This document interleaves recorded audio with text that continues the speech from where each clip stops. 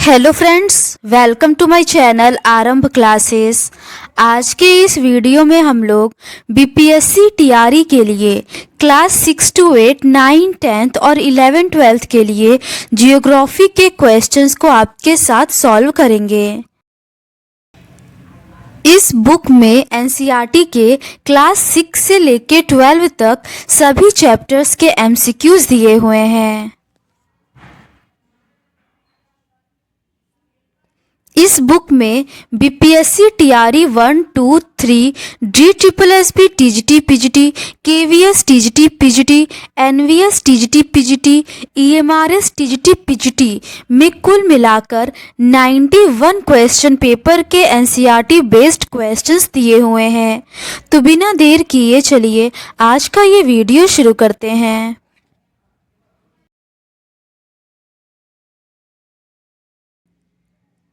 Chapter 20 तक के questions का डिस्कशन हम लोगों ने इस सीरीज़ के प्रीवियस पार्ट में कर लिया है। आज हम लोग उसके आगे के क्वेश्चंस का डिस्कशन आपके साथ करेंगे। आगे के प्रश्न विविध से संबंधित है। पहला प्रश्न है, राष्ट्रीय पर्यावरण यांत्रिकी शोध संस्थान नीरी नागपुर के अनुसार भारत में उपलब्ध कितना जल प्रदूषित है? इसका सही आंसर है ऑप्शन सी 70%। नीरी नागपुर के अनुसार भारत में उपलब्ध जल का लगभग 70% जल प्रदूषित है। नीरी नागपुर वैज्ञानिक तथा औद्योगिक अनुसंधान परिषद नई दिल्ली का एक घटक है तथा राष्ट्रव्यापी स्तर पर चेन्नई, दिल्ली, हैदराबाद, कोलकाता और मुंबई में नीरी की 5 क्षेत्रीय प्रयोगशालाएं हैं। इसकी स्थापना का उद्देश्य विज्ञान और प्रौद्योगिकी के माध्यम से पर्यावरण प्रदूषण की समस्याओं को हल करना है। अगला प्रश्न है, किस प्रदेश में स्थलाकृतिक मानचित्र की चुंबकीय नति सर्वाधिक होगी? इसका सही आंसर है ऑप्शन सी मेघालय में। मेघालय प्रदेश में स्थलाकृतिक मानचित्र की चुंबकीय नति सर्वाधिक होगी। स्थलाकृतिक मानचित्र साधारणतः वृहद मापनी पर बनते हैं। स्थलाकृतिक मानचित्र परिशुद्ध सर्वेक्षणों पर आधारित होते हैं तथा मानचित्रों की श्रृंखला के रूप में विश्व के लगभग सभी देशों की राष्ट्रीय मानचित्र एजेंसी के द्वारा तैयार किए जाते हैं। भारत का सर्वेक्षण विभाग पूरे देश के स्थलाकृतिक मानचित्र को 1:250,000, 1:50,000 तथा 1:25,000 की मापनी पर व्यक्त करता है।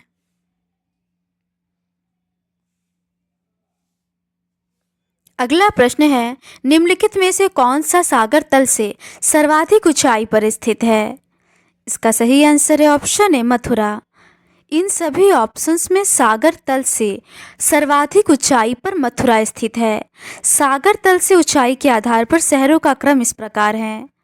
सबसे ऊंचाई पर मथुरा, उसके बाद कानपुर, उसके बाद वाराणसी। अगला प्रश्न है, भारतीय सर्वेक्षण विभाग की स्थापना वर्ष है? इसका सही आंसर है ऑप्शन बी 1767। भारतीय सर्वेक्षण विभाग की स्थापना 1767 में किया गया, जिसके चरम बिंदु के रूप में 1785 में हिंदुस्तान का मानचित्र बनाकर तैयार हुआ तथा वर्तमान में सर्वे ऑफ इंडिया विभिन्न मापनियों के आधार पर पूरे देश का मानचित्र तैयार करता है।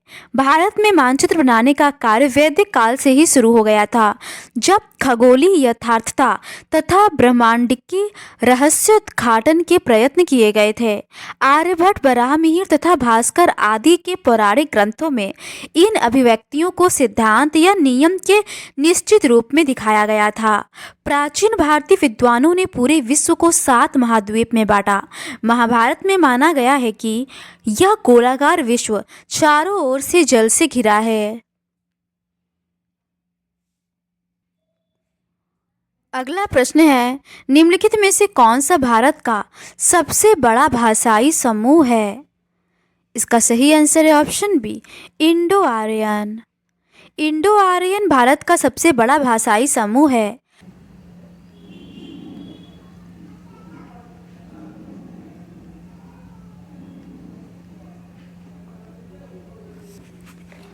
अगला प्रश्न है, भारत में सबसे ज़्यादा बोलने वाले किस भाषा परिवार के लोग हैं? इसका सही आंसर है ऑप्शन बी, भारतीय यूरोपी। अगला प्रश्न है, पश्चिमी हिमालय में नदी की धारा का रास्ता बदलने वाली वाहिकाओं को किस नाम से जाना जाता है? इसका सही आंसर है ऑप्शन ए, गुल। स्थानीय पारिस्थितिकी परिस्थितियों और उनकी जल आवश्यकता अनुसार वर्षा जल, भौम जल, नदी जल और बाढ़ जल के संग्रहण हेतु अनेक तरीके विकसित किए गए थे। पहाड़ी और पर्वतीय क्षेत्रों में लोगों ने गुल अथवा कुल जैसी वाहिकाएं नदी की धारा का रास्ता बदलकर खेतों में सिंचाई हेतु बनाई है, जबकि यादीन शुष्क और अर्धशुष्क क्षेत्रों में खेतों में गड्ढे बनाकर वर्षा जल का संग्रहण तथा इनका खेती में प्रयोग की प्रक्रिया है, जिसे अन्य क्षेत्रों में जोहड़ कहते हैं। पालर पानी वर्षा के जल को कहा जाता है, जिसे प्राकृतिक जल का शुद्धतम रूप समझा जाता है।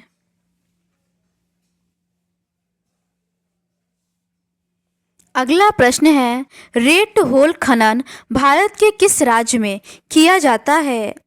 इसका सही आंसर है ऑप्शन ई, उपर्युक्त में से कोई नहीं।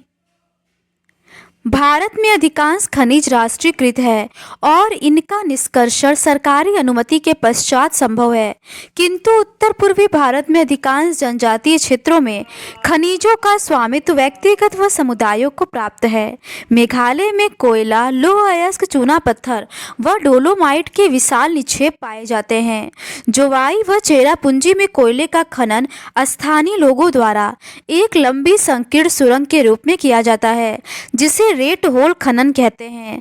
नेशनल ग्रीन ट्रिब्यूनल ने इन क्रियाकलापों को अवैध घोषित किया है और सलाह दी जाती है कि तुरंत रोक लगा दिया जाना चाहिए। अगला प्रश्न है, गंगा एक्शन प्लान का प्रथम चरण किस वर्ष में प्रारंभ किया गया था? इसका सही आंसर है ऑप्शन सी, 1985 में। गंगा नदी में प्रदूषण के स्तर को नियंत्रित करने हेतु 1985 में गंगा कार्य परियोजना आरंभ की गई। वर्ष 1995 में राष्ट्रीय नदी संरक्षण योजना के तहत अन्य नदियों को जोड़ने के लिए गंगा कार्य योजना का विस्तार किया गया, जिसका उद्देश्य नदियों के जल में प्रदूषण को कम करके जल की गुणवत्ता में सुधार करना है। 2016 में भारत सरकार ने नए प्रस्ताव स्वच्छ गंगा भारत मिशन का शुभारंभ किया। इस मिशन के अंतर्गत कार्य प्रगति पर है। अगला प्रश्न है, निम्नलिखित में से कौन सा शहर सिंधु व गंगा नदी प्रणालियों के जल विभाजक पर स्थित है? इसका सही आंसर है ऑप्शन ए, अंबाला। अंबाला शहर सिंधु व गंगा नदी प्रणालियों के जल विभाजक पर स्थित है। सिंधु नदी का उद्गम तिब्बती क्षेत्र में कैलाश पर्वत श्रेणी में बोखरचू के निकट एक हिमनद से होता है। तिब्बत में इसे सिंगी खम्बान अथवा शेर मुख कहते हैं, जबकि गंगा नदी उत्तराखंड राज्य के उत्तरकाशी जिले में गोमुख के निकट गंगोत्री हिमनद से निकलती है। अगला प्रश्न है, भारत में ऐसा कौन सा प्रथम राज्य है जिसने सभी घरों के लिए छत पर वर्षा जल संचयन को कानूनी रूप से अनिवार्य बना दिया है? इसका सही आंसर है ऑप्शन सी, तमिलनाडु ने। भारत में तमिलनाडु एक ऐसा राज्य है जहां पूरे राज्य ने हर छत पर वर्षा जल संग्रहण ढांचे को बनाना आवश्यक कर दिया है। इस संदर्भ में दोषी व्यक्तियों पर कानूनी कार्यवाही हो सकती है। छत जल संग्रहण वर्षा जल के संग्रहण एवं संरक्षण की एक उत्तम विधि है। पश्चिमी भारत विशेषकर राजस्थान में पीने का जल एकत्रित करने का यह एक आम तरीका है, जिसके लिए भूमिगत टैंक या टांका का प्रयोग किया जाता था। अगला प्रश्न है, निम्नलिखित में से कौन सी क्रांति भारत में विनोबा भावे द्वारा शुरू किए गए भूदान ग्रामदान आंदोलन से संबंधित है? इसका सही आंसर है ऑप्शन बी, रक्तहीन क्रांति। श्री रामचंद्र रेड्डी द्वारा 80 भूमिहीन ग्रामीणों को 80 एकड़ भूमि बांटने की पेशकश की थी, जिसे भूदान के नाम से जाना जाता है। बाद में विनोबा भावे ने यात्राएं की और अपना यह विचार पूरे भारत में फैलाया। कुछ जमींदारों ने, जो अनेक गांवों के मालिक थे, भूमिहीनों को पूरा गांव देने की पेशकश की, जिसे ग्राम दान कहा गया। विनोबा भावे द्वारा शुरू किए गए इस भूदान ग्राम दान आंदोलन को रक्तहीन क्रांति के नाम से जाना जाता है। अगला प्रश्न है, निम्नलिखित में से कौन सा नमामि गंगे का उद्देश्य नहीं है? इसका सही आंसर है ऑप्शन है नदियों का विकास। नमामि गंगे कार्यक्रम एक एकीकृत मिशन है, जिसे जून 2014 में केंद्र सरकार द्वारा फ्लैगशिप कार्यक्रम के रूप में अनुमोदित किया गया था। इसकी प्रमुख उपलब्धियां सीवरेज उपचार क्षमता का निर्माण, नदी तक विकास, नदी सतह की सफाई, वनीकरण, जैव विविधता का संरक्षण, औद्योगिक अपशिष्ट निगरानी इत्यादि है। अतः नदियों का विकास इसके उद्देश्य में शामिल नहीं है। अगला प्रश्न है, 1 वर्ष से अधिक किंतु 5 वर्ष से कम समय के लिए अकृषित भूमि को डैश नाम से जाना जाता है।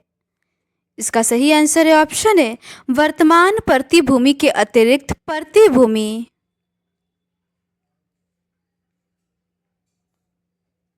अगला प्रश्न है, स्थलाकृतियों का मिलान भू आकृतिक खंडों से करें। इसका सही आंसर है ऑप्शन बी, ड्यून का उत्तर पर्वतमाला होगा, मोलेसिस बेसिन का पूर्वी पहाड़ियाँ होगा और बरखान का भारतीय मरुस्थल होगा। अगला प्रश्न है, नीचे 2 कथन दिए गए हैं, जिनमें एक अभिकथन और दूसरा कारण है। इन्हें ध्यानपूर्वक पढ़ें और दिए हुए विकल्पों से सही उत्तर का चयन करें। अभिकथन ए है, खाद्य पदार्थ खरीदने में असमर्थता के साथ सामाजिक संरचना भी खाद्य की दृष्टि से असुरक्षा की भूमिका निभाती है। कारण है, अनुसूचित जाति, अनुसूचित जनजाति और अन्य पिछड़ी जातियों के कुछ वर्गों का या तो भूमि का आधार कम होता है या फिर उनकी भूमि की उत्पादकता कम होती है। वे खाद्य असुरक्षित होते हैं। इसका सही आंसर है ऑप्शन ए और आर दोनों सही है, परंतु आर ए की सही व्याख्या नहीं करता है। खाद्य असुरक्षा का अर्थ हर समय भोजन की उपलब्धता, पहुंच और सामर्थ्य से है। खाद्य पदार्थ खरीदने में असमर्थता के साथ सामाजिक संरचना भी खाद्य की दृष्टि से असुरक्षा की भूमिका निभाती है। अनुसूचित जाति, अनुसूचित जनजाति और अन्य पिछड़ी जातियों के कुछ वर्गों का या तो भूमि का आधार कम होता है या फिर उनकी भूमि की उत्पादकता कम होती है। वे खाद्य असुरक्षित होते हैं। इस प्रकार कथन और कारण दोनों सही है, लेकिन एक दूसरे की व्याख्या नहीं करते हैं।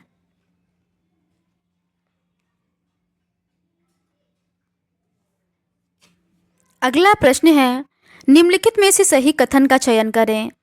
ए है, निर्धनता रेखा से नीचे के लोगों का अनुपात भी भारत में सभी सामाजिक समूहों और आर्थिक वर्गों में एक समान है। कथन बी है, सामाजिक समूह जो निर्धनता से असुरक्षित है वे अनुसूचित जाति और अनुसूचित जनजाति के परिवार हैं। कथन सी है, आर्थिक समूहों में सर्वाधिक असुरक्षित समूह ग्रामीण कृषि श्रमिक परिवार और नगरीय अनियत मजदूर परिवार हैं। इसका सही आंसर है ऑप्शन है बी और सी। गरीबी एक ऐसी अवस्था या स्थिति है जिसमें किसी परिवार या समुदाय के पास न्यूनतम जीवन के स्तर के लिए वित्तीय संसाधनों और आवश्यक चीज़ों का अभाव होता है। ऐसे सामाजिक समूह जो निर्धनता से असुरक्षित है वे अनुसूचित और जनजाति के परिवार के हैं। वहीं आर्थिक समूहों में सर्वाधिक असुरक्षित समूह ग्रामीण कृषि श्रमिक परिवार और नगरीय अनियत मजदूर परिवार है। अगला प्रश्न है, रक्तहीन क्रांति के आंदोलन की शुरुआत किसने की? इसका सही आंसर है ऑप्शन बी, विनोबा भावे। रक्तहीन क्रांति की शुरुआत विनोबा भावे द्वारा किया गया। महात्मा गांधी ने विनोबा भावे को अपना आध्यात्मिक उत्तराधिकारी घोषित किया था। उनकी गांधी जी के ग्राम स्वराज में गहरी आस्था थी। एक बार जब वे आंध्र प्रदेश के पोचमपल्ली गांव में बोल रहे थे तो कुछ भूमिहीन गरीब ग्रामीणों ने उनसे अपने आर्थिक भरण पोषण के लिए कुछ भूमि मांगी। विनोबा भावे ने उनको आश्वासन दिया कि यदि वे सहकारी खेती करे तो वे भारत सरकार से बात करके उनके लिए जमीन मुहैया कराएंगे। अचानक श्री रामचंद्र रेड्डी उठ खड़े हुए और उन्होंने 80 भूमिहीन ग्रामीणों को 80 एकड़ भूमि बांटने की पेशकश की। इसे भूदान के नाम से जाना गया। बाद में विनोबा भावे ने यात्राएं की और अपने इस विचार को पूरे भारत में फैलाया। कुछ जमींदारों ने, जो अनेक गांवों के मालिक थे, भूमिहीनों को पूरा गांव देने की पेशकश की। इसे ग्राम दान कहा गया। विनोबा भावे द्वारा शुरू किए गए इस भूदान ग्रामदान आंदोलन को रक्तहीन क्रांति का नाम दिया गया। अगला प्रश्न है, भारत के किस राज्य ने सभी घरों में छत पर वर्षा जल संचयन संरचना अनिवार्य कर दी? इसका सही आंसर है ऑप्शन है तमिलनाडु। भारत के तमिलनाडु राज्य ने सभी घरों में छत पर वर्षा जल संचयन संरचना अनिवार्य कर दी। इस संदर्भ में दोषी व्यक्ति पर कानूनी कार्यवाही हो सकती है। अगला प्रश्न है, भारत के किस राज्य में वर्षा जल को पालर या पलार पानी कहा जाता है? इसका सही आंसर है ऑप्शन सी, राजस्थान में। भारत के राजस्थान राज्य में वर्षा जल को पालर या पलार पानी कहा जाता है। पालर पानी इन क्षेत्रों में प्राकृतिक जल का शुद्धतम रूप समझा जाता है। राजस्थान के अर्ध शुष्क और शुष्क क्षेत्रों, विशेषकर बीकानेर, फलोदी और बाड़मेर में लगभग हर घर में पीने का पानी संग्रहित करने के लिए भूमिगत टैंक अथवा टांका हुआ करते थे। टांका में वर्षा जल अगली वर्षा ऋतु तक संग्रहित किया जा सकता है। अगला प्रश्न है, भारत के जल जीवन मिशन के अनुसार प्रति व्यक्ति प्रतिदिन पेयजल आपूर्ति की कितनी आवश्यकता है? इसका सही आंसर है ऑप्शन सी, 55 लीटर। भारत के जल निगम मिशन के अनुसार प्रति व्यक्ति प्रतिदिन पेयजल आपूर्ति की 55 लीटर आवश्यकता है। भारत सरकार ने जल जीवन मिशन की घोषणा करके ग्रामीण क्षेत्र में रहने वाले लोगों के जीवन की गुणवत्ता में सुधार लाने और विशेष रूप से जीवन यापन को आसान बनाने को सर्वोच्च प्राथमिकता दी है। जल जीवन मिशन का लक्ष्य प्रत्येक ग्रामीण परिवार को लंबी अवधि के आधार पर नियमित रूप से प्रति व्यक्ति 55 लीटर जल की सेवा स्तर पर पीने योग्य पाइप के पानी की आपूर्ति सुनिश्चित करने में सक्षम करना है। अगला प्रश्न है, छोटा नागपुर क्षेत्र में मुंडा और संथाल किस पेड़ की पूजा करते हैं? इसका सही आंसर है ऑप्शन सी, महुआ। छोटा नागपुर क्षेत्र में मुंडा और संथाल महुआ और कदम्ब के पेड़ की पूजा करते हैं। ओडिशा और बिहार की जनजातियां शादी के दौरान इमली और आम के पेड़ की पूजा करते हैं। मुंडा और संथाल जाति प्रोटोअस्ट्रोलॉइड मानव प्रजातियों से संबंधित है। भारत में मुंडा और संथाल मुख्यतः मध्य क्षेत्रों जैसे छत्तीसगढ़, झारखंड, मध्य प्रदेश, ओडिशा आदि राज्यों में पाए जाते हैं। अगला प्रश्न है, वनस्पति शास्त्रियों की एक टीम ने पश्चिम बंगाल के उत्तरी पहाड़ी जंगलों में फूलों के एक ऐसे पौधे की नई प्रजाति की खोज की है। वैश्विक स्तर पर इसकी 220 प्रजातियां हैं और यह मुख्य रूप से एशिया और अफ्रीका के उष्णकटिबंधीय और उपोष्णकटिबंधीय क्षेत्रों में पाया जाता है। इसका नाम भारत के स्वर्गीय राष्ट्रपति डॉक्टर APJ अब्दुल कलाम के नाम पर रखा गया है। इसका नाम बताएं। इसका सही आंसर है ऑप्शन बी, ड्राईपेट्स कलामी। वनस्पति शास्त्रियों की एक टीम ने पश्चिम बंगाल के उत्तरी पहाड़ी जंगलों में फूलों के एक पौधों की नई प्रजाति ड्राईपेट्स कलामी की खोज की। वैश्विक स्तर पर इसकी 220 प्रजातियां हैं और यह मुख्य रूप से एशिया और अफ्रीका के उष्णकटिबंधीय क्षेत्रों में पाया जाता है। इसका नाम भारत के स्वर्गीय राष्ट्रपति डॉक्टर APJ अब्दुल कलाम के नाम पर रखा गया है। अगला प्रश्न है, भारत में सबसे बड़ा हिमनद कौन सा है? इसका सही आंसर है ऑप्शन डी सियाचिन। भारत में सबसे बड़ा हिमनद सियाचिन है। यह काराकोरम श्रेणी में स्थित है। इसके अतिरिक्त बियाफो, बाल्टोरो और हिस्पर भी इस श्रेणी के प्रमुख ग्लेशियर हैं। कुमायूं हिमालय में मिलाम और गंगोत्री हिमनद और सिक्किम में झेमू हिमनदों की लंबाई 20 किलोमीटर से अधिक है। इन हिमनदों में अनेक महत्वपूर्ण नदियों को जन्म दिया। इस श्रेणी के मध्य भाग से गंगा, यमुना और उसकी सहायक नदियों का उद्गम हुआ। अगला प्रश्न है, निम्नलिखित में से भारत के किस स्थान पर प्रथम पक्षी धाम का निर्माण किया गया है? इसका सही आंसर है ऑप्शन ए वेदांतथंगल। वेदांतथंगल पक्षी अभयारण्य तमिलनाडु का पहला और सबसे पुराना पक्षी संरक्षित क्षेत्रों में से एक है। यह अभयारण्य चेंगलपट्टू जिले के मधुरथंगम तालुक में स्थित है। इस अभयारण्य में सारस, जलकाक, फ्लेमिंगो, पेलिकन, किंगफिशर, आइबिस, हंस तथा ग्रे बेगटेल कुछ ऐसे पक्षी हैं जो मौसम के दौरान यहाँ आते हैं। अक्टूबर और मार्च के बीच का मौसम अच्छा माना जाता है, जब बड़ी संख्या में प्रवासी पक्षी यहाँ आते हैं।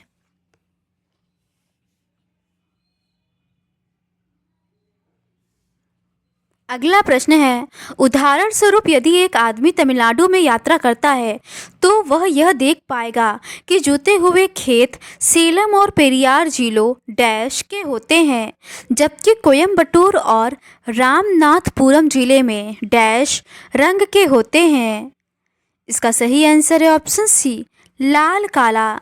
उदाहरण स्वरूप यदि एक आदमी तमिलनाडु में यात्रा करता है तो वह देख पाएगा कि जुते हुए खेत सेलम और पेरियार झीलों में लाल रंग के होते हैं, जबकि कोयम्बटूर और रामनाथपुरम जिले में काले रंग के होते हैं। लाल मृदा का वितरण तमिलनाडु राज्य के पश्चिमी भाग और कर्नाटक, दक्षिण महाराष्ट्र, छत्तीसगढ़, आंध्र प्रदेश, ओडिशा और छोटा नागपुर पठार में पाई जाती है तथा काली मृदा तमिलनाडु राज्य के रामनाथपुरम, तिरुनेलवेली, कोयम्बटूर, मदुरै तथा दक्षिण अर्काड जिले में पाई जाती है। अगला प्रश्न है, लवण प्रभावित मृदा का प्रबंधन तथा कृषि में सेलाइन जल का उपयोग पर अखिल भारतीय समन्वित अनुसंधान परियोजना की समन्वय इकाई अवस्थित है। इसका सही आंसर है ऑप्शन सी करनाल। लवण प्रभावित मृदा का प्रबंधन तथा कृषि में सेलाइन जल का उपयोग पर अखिल भारतीय समन्वित अनुसंधान परियोजना की समन्वय इकाई करनाल हरियाणा में अवस्थित है। हरियाणा तथा पंजाब दोनों ही राज्यों में लवणीय मृदा पाई जाती है। यह अत्यधिक नहर सिंचित क्षेत्र तथा मृदा में रासायनिक खाद्य से उत्पन्न होते हैं। यहाँ सोडियम, कैल्शियम एवं मैग्नीशियम के लवण कोशिका क्रिया द्वारा सतह पर एक परत के रूप में एकत्रित हो जाते हैं और मिट्टी ऊसर में परिणत हो जाती है। अगला प्रश्न है, निम्नलिखित में से कौन सा कथन सही है? इसका सही आंसर है ऑप्शन बी रालेगन सिद्धि महाराष्ट्र के अहमदनगर जिले में एक छोटा सा गांव है। ये कथन सही है। रालेगन सिद्धि महाराष्ट्र के अहमदनगर जिले में एक छोटा सा गांव है। यह पूरे देश में जल संभर विकास का एक उदाहरण है। नीरू मीरू कार्यक्रम आंध्र प्रदेश में तथा अरवारी पानी संसद अलवर राजस्थान के अंतर्गत लोगों के सहयोग से विभिन्न जल संग्रहण संरचनाएं जैसे अंतःस्रवण तालाब, ताल की खुदाई की गई और रोक बांध बनाए गए हैं। तमिलनाडु के घरों में जल संग्रहण संरचना को बनाना आवश्यक कर दिया गया है।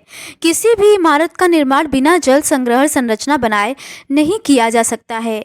जल क्रांति अभियान भारत सरकार द्वारा 2015-16 में आरंभ किया गया, जिसका मुख्य उद्देश्य देश में प्रति व्यक्ति जल की उपलब्धता को सुनिश्चित करना है। अगला प्रश्न है, जल उपकर अधिनियम को निम्नलिखित किस वर्ष में लागू किया गया? इसका सही आंसर है ऑप्शन बी 1977 में। जल उपकार अधिनियम वर्ष 1977 में लागू किया गया, जिसका उद्देश्य प्रदूषण कम करना है। जल के महत्व और जल प्रदूषणों के अधिप्रभावों के बारे में जागरूकता का प्रसार करने की आवश्यकता है। जन जागरूकता और उनकी भागीदारी से कृषिगत कार्यों और घरेलू तथा औद्योगिक विसर्जन से प्राप्त प्रदूषकों में बहुत प्रभावशाली ढंग से कमी लाई जा सकती है। जल अधिनियम वर्ष 1974 में तथा पर्यावरण सुरक्षा अधिनियम 1986 में लागू किया गया। अगला प्रश्न है, भारत के लगभग 90% धरातली और भौम जल का निम्नलिखित किस सेक्टर में उपयोग किया जाता है? इसका सही आंसर है ऑप्शन ए, कृषि।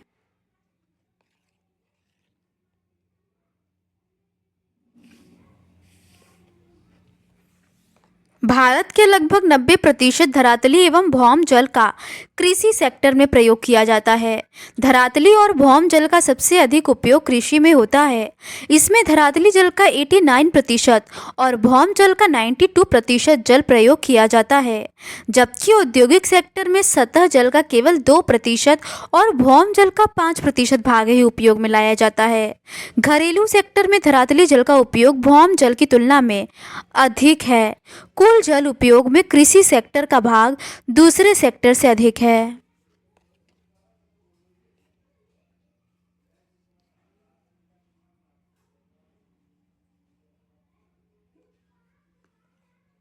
तो आज के इस वीडियो में बस इतना ही। बाकी के रिमेनिंग क्वेश्चंस का डिस्कशन हम लोग इस सीरीज़ के नेक्स्ट पार्ट में करेंगे। अगर आपको ये सीरीज़ पसंद आती है तो please do subscribe to my channel and like this video. Thank you.